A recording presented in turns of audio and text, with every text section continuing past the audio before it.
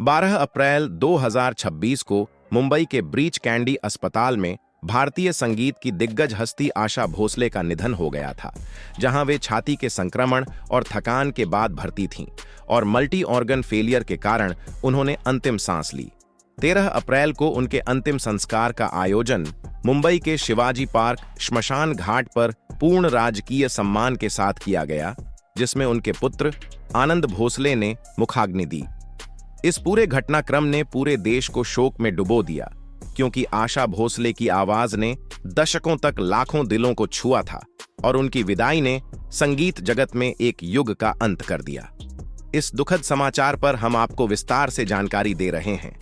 अगर आपको हमारी यह रिपोर्टिंग पसंद आए तो वीडियो को लाइक करना न भूलें और कमेंट में अपनी भावनाएं जरूर साझा करें कि आशा भोसले की यादें आपको कैसे प्रभावित करती हैं।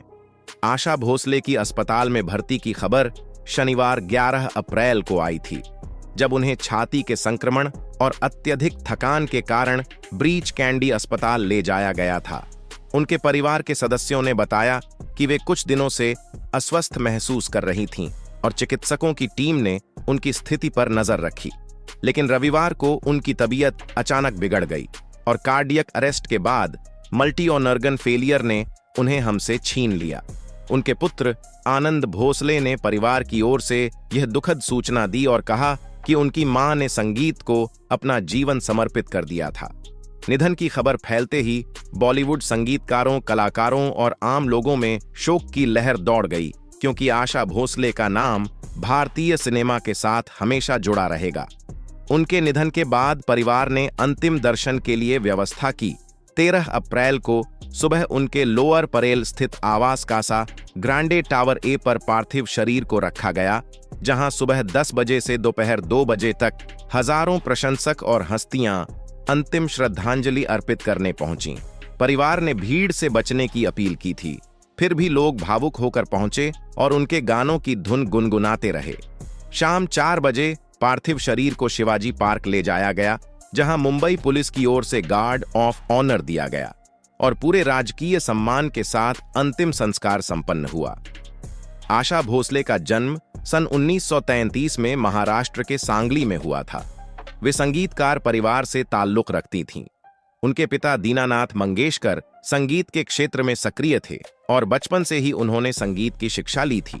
मात्र 10 वर्ष की आयु में उन्होंने मराठी फिल्म माझा बाल में पहला गाना रिकॉर्ड किया था।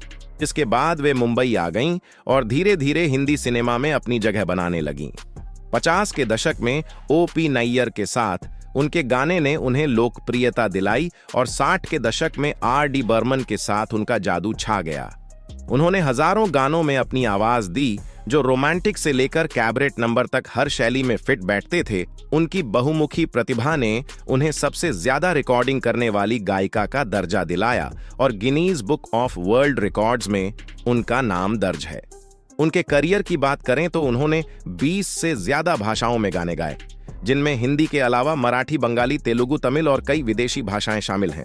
उन्होंने फिल्मों जैसे हावड़ा ब्रिज में आइए मेहरबान चुरा लिया है तुमने, डम मारो, डम पिया तू, अब तो आजा और अभी ना जाओ, छोड़कर जैसे अमर गीत दिए, जो आज भी लोगों के दिलों में बसते हैं।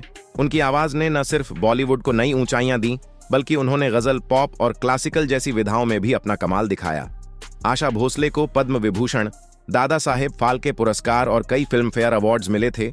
उन्होंने 2 बार ग्रैमी अवार्ड के लिए नामांकन भी प्राप्त किया था और उनके योगदान को पूरी दुनिया ने सराहा था। 13 अप्रैल को अंतिम संस्कार के दौरान महाराष्ट्र के मुख्यमंत्री देवेंद्र फडणवीस, उप मुख्यमंत्री एकनाथ शिंदे और अन्य राजनीतिक नेताओं ने भी पहुंचकर श्रद्धांजलि दी थी।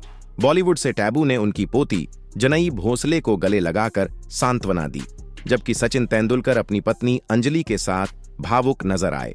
आमिर खान, रणवीर सिंह, ऋतिक रोशन, जैकी श्रॉफ, रितेश देशमुख, विद्या बालन, हेलेन आशा पारेख और पद्मिनी कोल्हापुरे जैसे कलाकार भी मौजूद रहे। संगीत जगत से ए.आर. रहमान, अनु मलिक, जावेद अली, सुदेश भोसले, विशाल दादलानी, सलीम मर्चेंट और जावेद अख्तर, शबाना आजमी ने भी अंतिम विदाई दी। क्रिकेटर मोहम्मद सिराज भी पहुंचे और परिवार को सांत्वना दी। इस दौरान प्रशंसकों ने उनके प्रसिद्ध गानों की धुन गाकर उन्हें याद किया। कुछ लोगों ने अभी न जाओ छोड़कर और डम मारो डम जैसे गीत गाए जो पूरे माहौल को और भी भावुक बना गया था। परिवार की अपील के बावजूद शिवाजी पार्क के आसपास भारी भीड़ जुट गई थी और पुलिस ने सुरक्षा के कड़े इंतजाम किए थे ताकि कोई अप्रिय घटना न हो। प्रधानमंत्री नरेंद्र मोदी ने शोक व्यक्त करते हुए कहा कि आशा भोसले की आवाज में कालजयी चमक थी और उनकी संगीत यात्रा आने वाली पीढ़ियों को हमेशा प्रेरित करती रहेगी।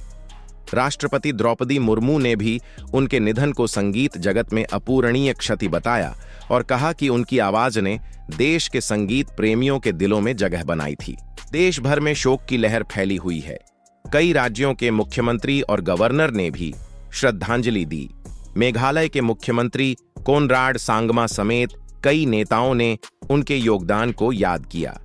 पाकिस्तानी कलाकारों ने भी सोशल मीडिया पर भावुक संदेश पोस्ट किए और उन्हें विश्व स्तर की गायिका बताया। सोशल मीडिया पर उनके गानों के क्लिप्स वायरल हो रहे हैं और लोग अपनी बचपन की यादों को साझा कर रहे हैं, जो दर्शाता है कि उनकी विरासत कितनी गहरी है। आशा भोसले ने अपने करियर में 12,000 से ज्यादा गाने रिकॉर्ड किए, जो विभिन्न फिल्मों और एल्बम्स में शामिल हैं। उन्होंने न सिर्फ पुरानी पीढ़ी के कलाकारों के साथ काम किया, बल्कि नए संगीतकारों जैसे AR रहमान के साथ भी सहयोग किया और हर युग में अपनी जगह बनाए रखी। उनकी बहुमुखी प्रतिभा ने उन्हें बॉलीवुड की क्वीन ऑफ वर्सेटिलिटी का खिताब दिलाया था। उन्होंने कभी भी संगीत से समझौता नहीं किया, चाहे चुनौतियां कितनी भी हों। उनकी मेहनत और समर्पण ने उन्हें अमर बना दिया। अंतिम संस्कार के बाद परिवार ने शांति बनाए रखने की अपील की है और कहा है कि आशा भोसले की याद में कोई बड़ा आयोजन नहीं होगा, बल्कि उनकी विरासत को संरक्षित रखा जाएगा। संगीत जगत के लोग अब उनके गानों को दोहरा रहे हैं और नई पीढ़ी को उनसे सीखने की सलाह दे रहे हैं। इस घटना ने हमें याद दिलाया है कि कलाकार भले ही चले जाएं, लेकिन उनकी कला हमेशा जीवित रहती है। वीडियो को लाइक करना न भूलें और कमेंट्स में बताएं कि आशा भोसले का कौन सा गाना आपकी सबसे पसंदीदा याद है, क्योंकि ऐसी महान हस्तियों की चर्चा हमें उनके योगदान के प्रति सम्मान दिखाने का मौका देती है। आशा भोसले ने न सिर्फ गाने गाए, बल्कि एक पूरा युग गढ़ा जिसमें संगीत की विविधता और भावनाओं की गहराई शामिल थी। उनकी आवाज ने दर्द, हंसी, रोमांस और उत्साह हर भाव को व्यक्त किया था।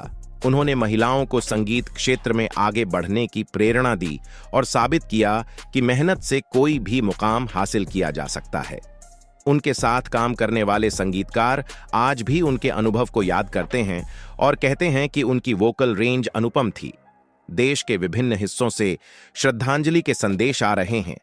स्कूलों, कॉलेजों और संगीत अकादमियों में उनके गानों को सुनाया जा रहा है ताकि नई पीढ़ी उन्हें जान सके। अस्पताल प्रबंधन ने भी उनके अंतिम दिनों की जानकारी साझा की और कहा कि उन्होंने हर मरीज की तरह इलाज कराया, लेकिन उनकी उम्र और स्वास्थ्य स्थिति को देखते हुए वे ज्यादा समय नहीं टिक सके। उनकी मौत के बाद बॉलीवुड ने एक दिन का मौन रखने का फैसला किया और कई फिल्म प्रोडक्शन हाउस ने शूटिंग स्थगित कर दी ताकि श्रद्धांजलि दी जा सके। ये सब दर्शाता है कि आशा भोसले कितनी प्रिय थीं और उनका स्थान कितना अनोखा था। उनकी जीवनी पर किताबें लिखी गईं और डॉक्यूमेंट्री बनाई गईं जो आज भी प्रेरणा स्रोत हैं। आखिरकार हम कह सकते हैं कि आशा भोसले की आवाज अब भी हवाओं में गूंजती रहेगी और उनकी यादें हमें हमेशा संगीत की शक्ति का एहसास कराती रहेंगी। उनकी आत्मा को शांति मिले।